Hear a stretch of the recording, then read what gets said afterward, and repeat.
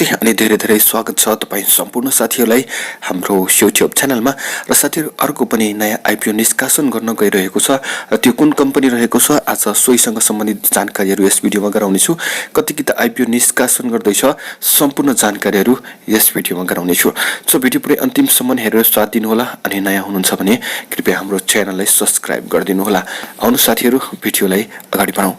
साथीहरु super my hydro power लिमिटेडले माघ 23 गतेदेखि आईपीओ निष्कासन तथा बिक्री खुला गर्ने भएको छ कम्पनीले आयोजना प्रयोग क्षेत्रका स्थानीय बासिन्दा तथा नेपाल सरकारको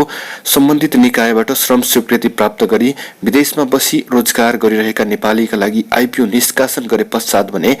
सर्वसाधारणका लागि माघ 23 गतेदेखि आईपीओ निष्कासन गर्न लागेको हो र कम्पनीले आफ्नो जारी पुँजीको 50 करोड रुपैयाँको 10% ले हुन आउने 5 करोड रुपैयाँ बराबरको 5 लाख किता मध्ये 10% अर्थात 50,000 किता वैदेशिक रोजगारमा रहेका नेपालीहरुको लागि त्यसैगरी 25,000 किता सामूहिक लगानी कोषका लागि बाँडफाँड गरी 2% अर्थात 10,000 किता शेयर कम्पनीमा कार्यरत कर्मचारीका लागि सुरक्षित गरी बाँकी रहेका 4,15,000 किता साधारण शेयर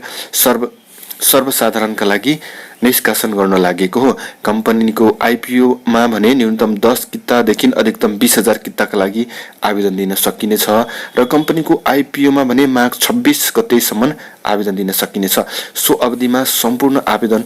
नपरेमा फाल्गुन 8 गतेसम्म आवेदन दिन सकिनेछ कम्पनीको शेयर निष्कासन तथा बिक्री प्रबन्धक सानिमा क्यापिटल लिमिटेड रहेको छ र लगानीकर्ताले नेपाल धितोपत्र बोर्डबाट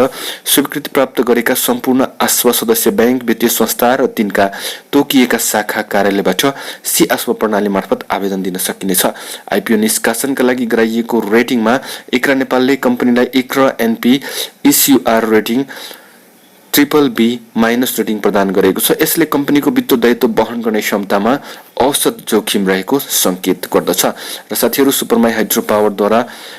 प्रवर्धित 7.8 मेगावाटको सुपर माइ जलविद्युत आयोजनाको